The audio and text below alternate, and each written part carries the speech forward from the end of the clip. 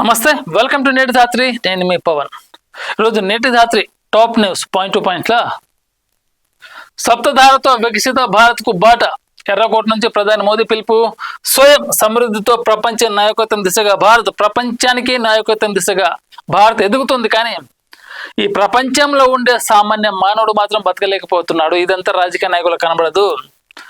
Politicians ఏం చేసినా కానీ యువత కోసం చేయాలి, ప్రజల కోసం చేయాలి, నిరుద్యోగుల కోసం చేయాలి, పేదవాడి కోసం చేయాలి. అలా చేస్తే వికసిత భారత్ కాదు, ఇంకా భారత్ ఎదుగుతూనే ఉంటుంది.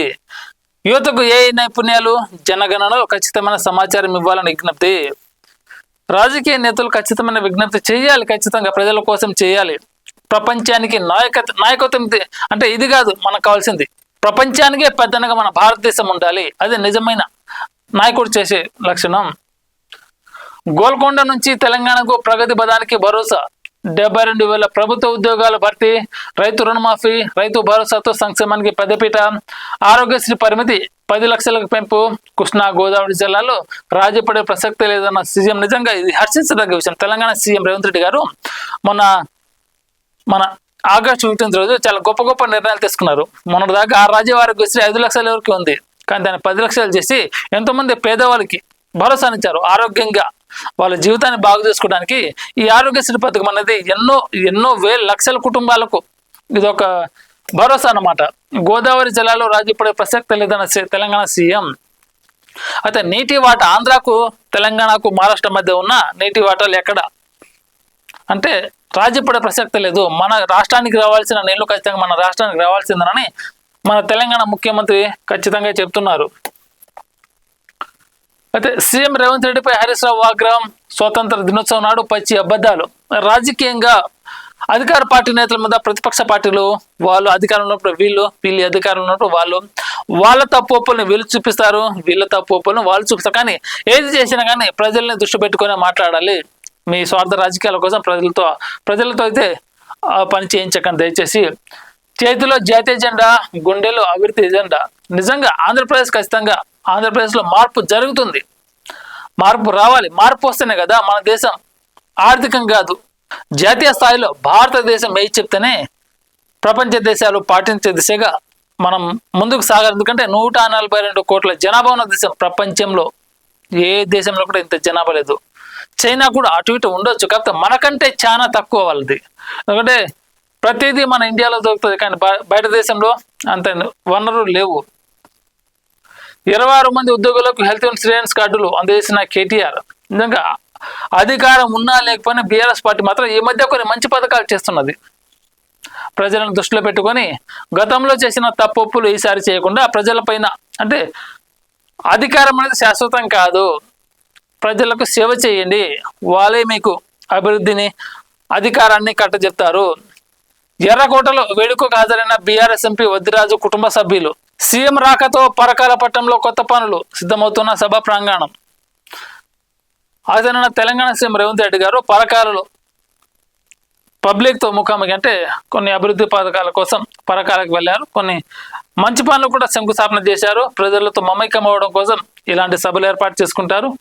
నిజంగా రాజకీయ నాయకులు ప్రజల మధ్యలో ఉంటే ప్రజల కష్టాలు, ప్రజల బాగోలు, ప్రజల కష్ట సుఖాలు తెలుస్తుంటాయి. అధికారం ఇచ్చారు కదా అని ఎప్పుడు చూసినా ఏసీ హాల్లో కూర్చుంటే ప్రజల కష్టాలు కనబడవు. అప్పుడు మన రాష్ట్రం దారిద్ర్య దిగురు ఉంటుంది. దయచేసి రాజకీయ నాయకులు ప్రజల్లోకి వెళ్ళండి, వాళ్ళ కష్టాలు తెలుస్తాయి మీకు. సింగిల్ ఇంజిన్తో మూత మోగించలేదా? డబుల్ ఇంజిన్ పై కేటీఆర్ సెటైర్లు. నిజంగా కేటీఆర్ మాట్లాడింది మాత్రం మాక్సిమం 80% వాస్తవమే ఉంటుంది. అది గతంలో రాజకీయంగా ఈ రాష్ట్రాన్ని పరిపాలించారు. దిగువనున్న రాష్ట్రాన్ని పైకి లేపి ప్రపంచ దేశాలతో పోటీ పడేలా భారతదేశంలో ఇండియాలో తెలంగాణ అంటేనే ఒక ప్రత్యేక పేరుగా లెక్కించబడ్డది. అది చేసిన గతంలో ఉన్న నేతలే. వాళ్ళకు పనిచేసిన అనుభవం ఉంది.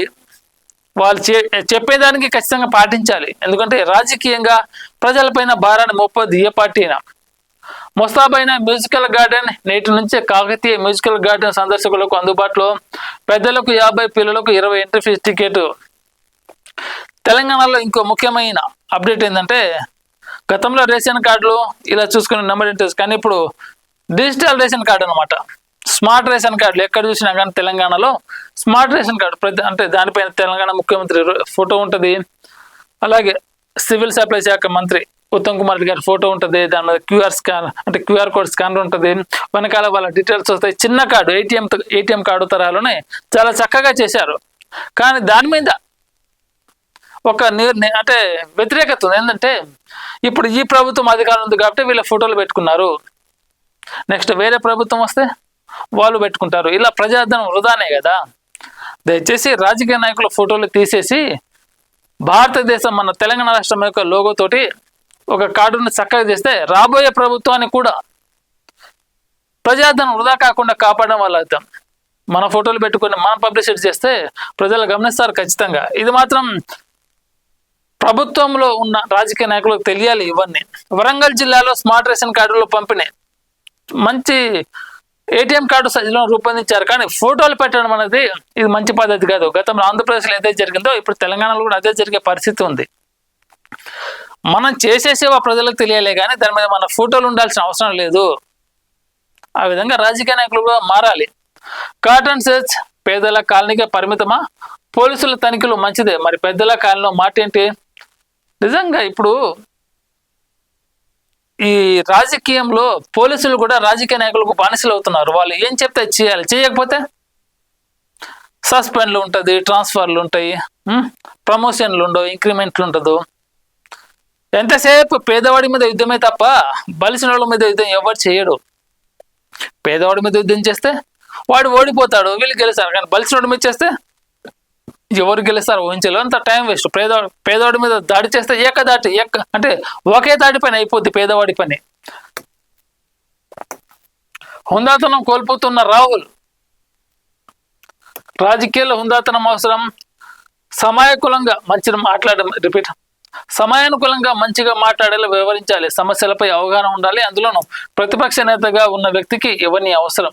ప్రతిపక్ష నేతగా సమర్థ ఉంటే రాణిస్తారు, అధికారులు ఉన్నప్పుడు ఎలాగైనా చెల్లుతుంది. కానీ ప్రతిపక్ష నేతగా రాణించాలంటే ప్రజలు తన వ్యక్తిత్వం కూడా పెంచుకోవాల్సి ఉంటుంది.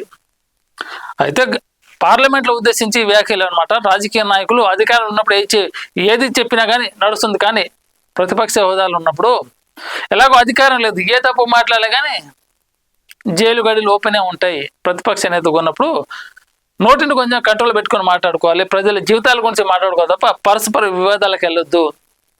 దయచేసి రాజకీయ నాయకులు కొంచెం మారాలి.